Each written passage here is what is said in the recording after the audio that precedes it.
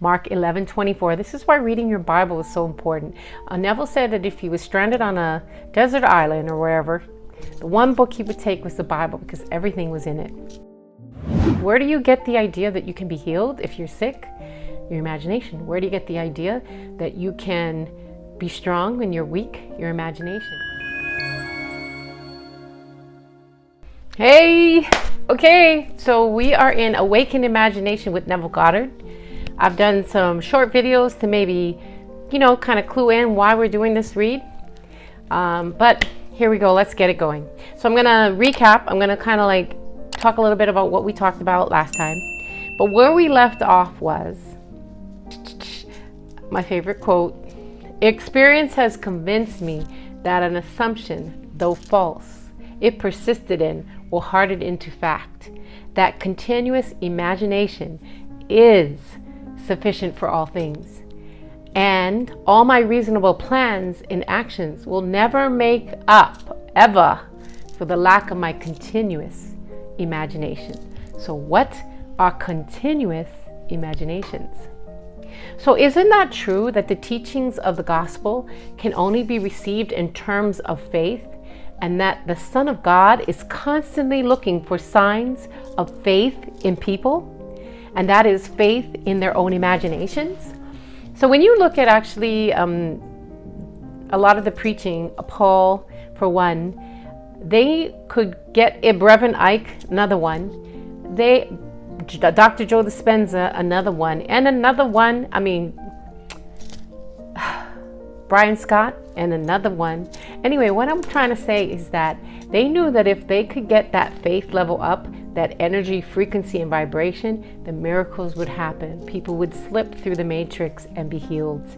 And so here is Neville saying that faith in the Son of God, constantly looking for signs of faith in people. Jesus was always looking. Your faith has healed you, he said to that one woman, and he said to many people. That is faith in their own imaginations. Because where do you get the idea that you can be healed if you're sick?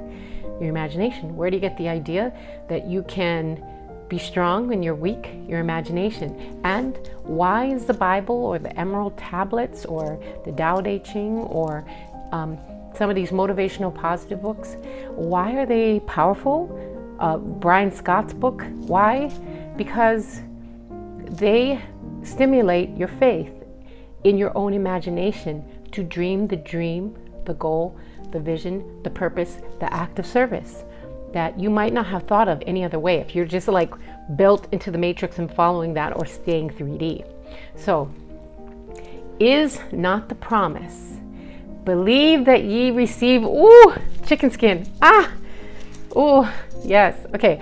Believe that ye shall receive, and ye shall receive. Mark 11:24. This is why reading your Bible is so important. Neville said that if he was stranded on a desert island or wherever, the one book he would take was the Bible because everything was in it.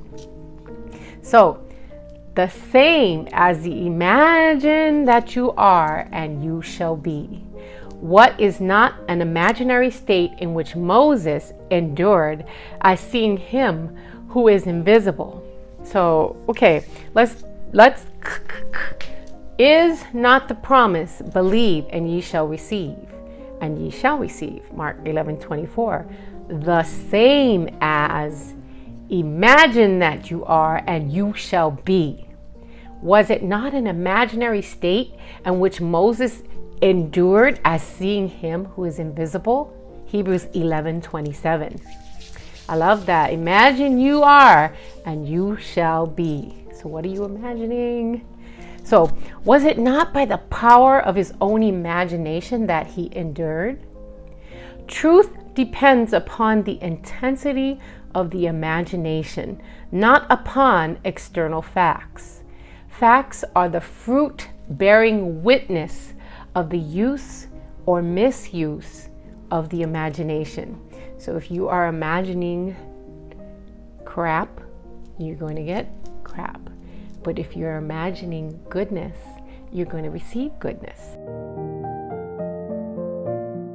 And when you start to look at the way, the wisdom in which God set up our bodies, our reticular activating system, and how our minds set up, it's going to look for evidence to be true of whatever it is that we have in our mind and our hearts aligned, right? So Neville's saying that imagination is a very important piece, and you're going to know if you're using your imagination well by the type of fruit that you're bearing in your life. So man and woman becomes what he or she imagines. He has a self-determined history. Imagination is the way, the truth, the life revealed. We can't get hold of truth with the logical mind.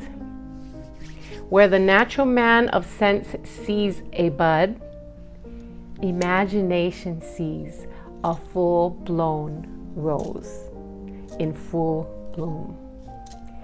Truth cannot be encompassed by facts.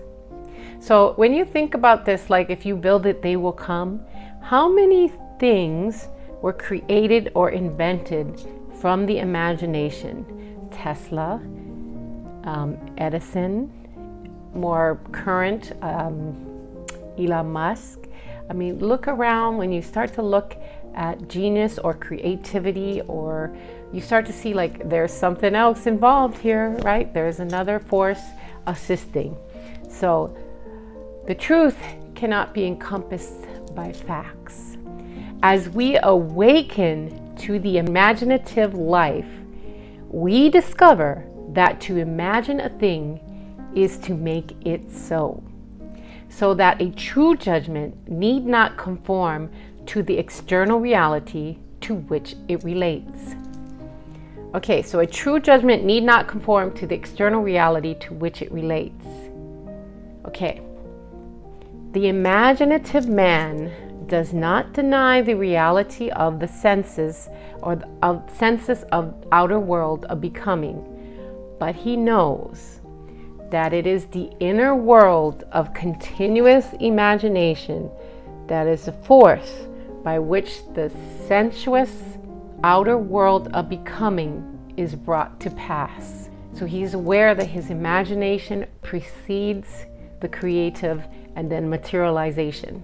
So he sees the outer world and all its happenings as projections of the inner world of imagination. And that's what we are seeing a lot on this earth.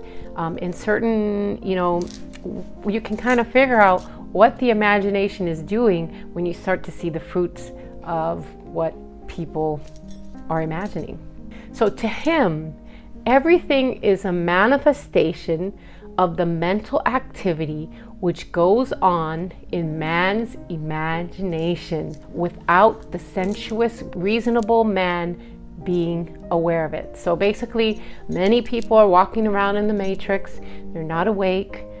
There's different stages of awakening as we move, but many people are just not aware that their imagination has that much power. And that's part of why I'm doing this reading, because sometimes these slow crawls can kind of like start to cultivate the garden within your heart and mind align and help start to encourage you in the direction of your dreams, goals, visions, purposes, and acts of service. And Reverend Ike used to say, he was constantly criticized because he encouraged people to have wealth and to be happy in this wealth and to help others in this wealth and to not project ugly things on those who were wealthy, right? And he encouraged people, and he said, I can love God and I can love man. I can love other people a whole lot more when I have money than when I don't. And so here we are with our imaginations, right? We want to be bold in them, and we want to be aware of what we're creating, and we want to realize that when we do create our dreams, goals, visions, acts of purpose and service, we become even happier lights and loves on the planet, raising the vibrational frequency into the higher planes of peace, love, joy, other things. Okay, going back. But he realized that every man must become conscious of his inner activity and see the relationship between the inner causal world of imagination and the sensuous outer world of effects. So this is kind of like the fourth bar here, or sentence, where Neville has basically said that what is going on in your imagination is going to materialize into your world, and to be aware of it and to make the connection. And if you don't like what you see, we change, not the mirror, but the person in the mirror, right? We change ourselves, and we change our thoughts, we change our heart, and then we go into the world with these different thoughts and heart vibrations, and changing the world, because that inner activity of our imagination, of our heart, is the causal thing in the world. It's the causal force in the world, and that we're going to see in the material world that which we are imagining. So it is a marvelous thing to find that you can imagine yourself into the state of your fulfilled desire and escape from the jails, which ignorance built. Oh, Neville.